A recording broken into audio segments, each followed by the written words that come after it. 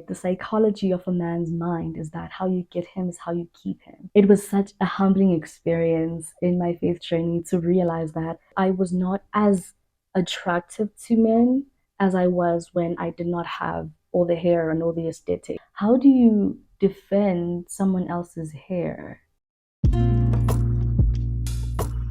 Welcome back, family. If you're new here, hi, I am Ayandichi. I do commentary on the common stumbling blocks that are often faced by people in the faith. I do so by dissecting scripture and put it where it applies to in today's time. And so, if that is of interest to you, make sure to smash that subscribe button.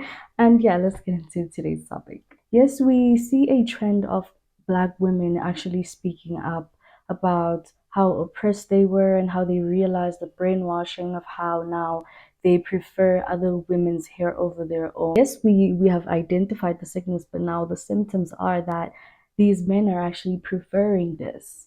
They're actually speaking out boldly and saying that no, they prefer a certain type of Black woman and that they don't prefer it when you have your hair out or when you're not having straight hair on or something like that. It just shows you the mental programming and conditioning that men had to go through all these years in order to reach a certain stage of saying, no, no, no, we don't actually prefer women who have the same texture hair as us.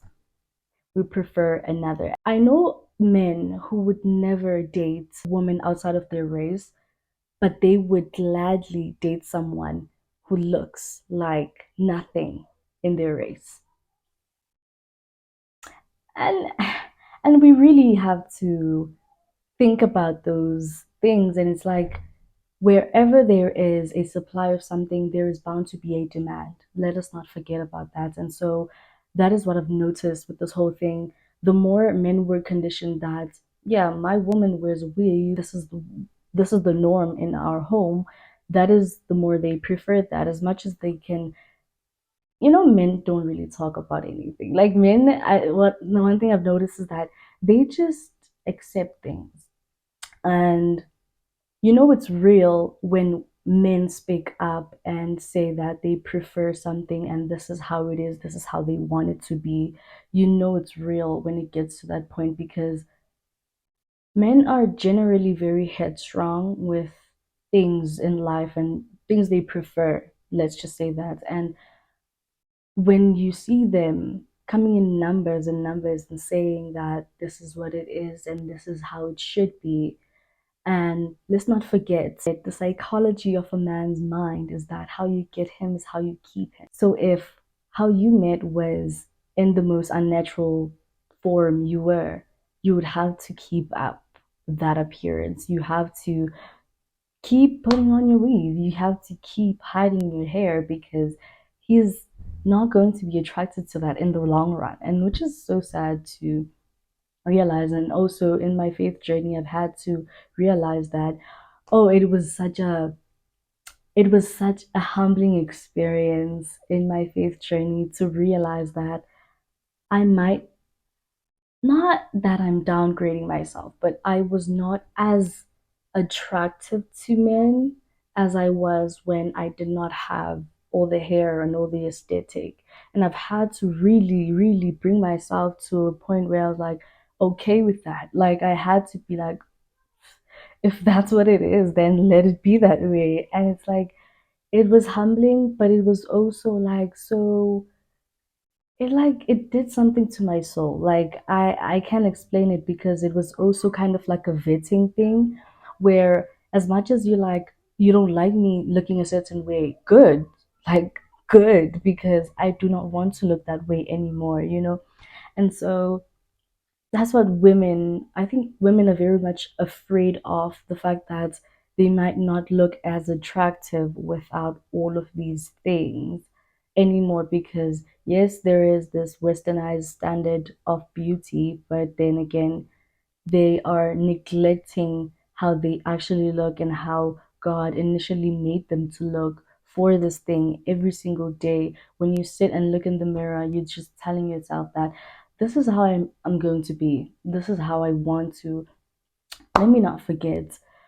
the common rebuttal that women have when it comes to this whole hair situation is that, oh, back in the day they didn't allow us to look a certain way, they didn't want us to actually like wear our crowns the way we were.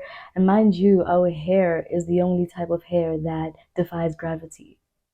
That is amazing. Like that in itself, and it shows that it was a threat to them. That's why they actually put such rules as like we shouldn't wear the hair. But now we are not in that era anymore, and it's more in our minds than it is what they tell us. As much as you can see a woman wearing an afro in the corporate space, you can see a woman rocking her own natural hair on television. It's no longer a thing that can hold you back, but we are defending the curse. Literally every single time you see like this big warrior. I've been watching this commentary on natural hair, so I got these terms from her. She's a very interesting character, but she speaks about these women who actually defend wigs and weaves, and it's like it's so unnatural. It shows the psychology behind it and how do you defend someone else's hair?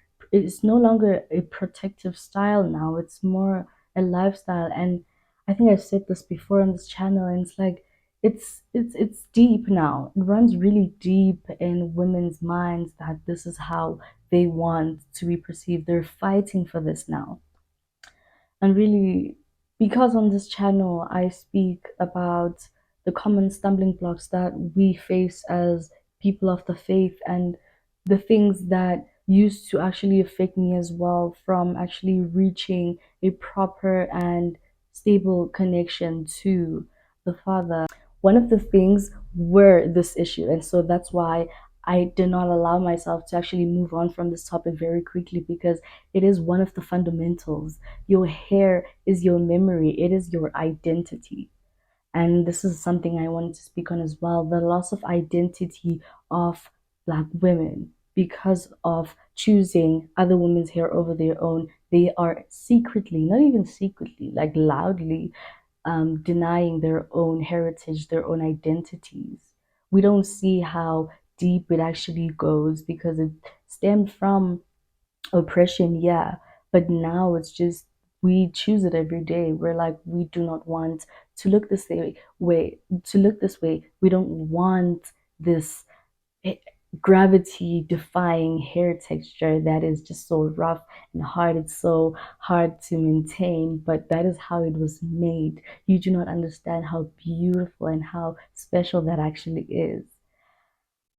A part of my faith journey was finding my identity as well. That is why I'm so passionate about this topic, that people should wake up from this.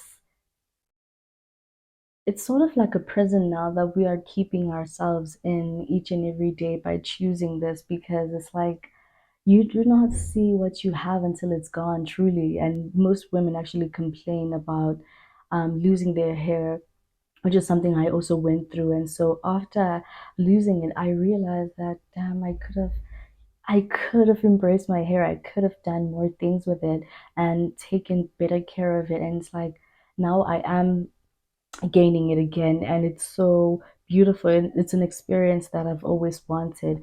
And I'm pretty sure women also want this experience to love their hair, which means they are loving themselves, and by loving themselves they are honoring the likeness of him who created them. Like everything is so connected. Like you might think that it's so surface level to speak about hair and stuff when it comes to like your faith journey, but it is a very fundamental thing because it is very much connected to the creator. And so that is what I wanted to speak to you guys about today. In this video, I wanted to actually highlight that this is happening and how people and that people should actually focus on these things instead of shying away from it, and how men should also address this mental psychosis that has happened to them throughout these whole years of preferring something else over what is natural, um, essentially doubting God.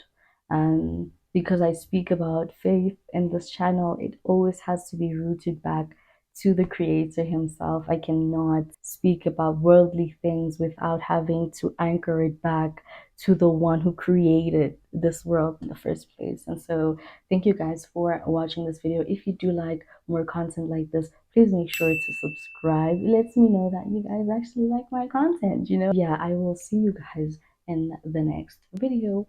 Bye.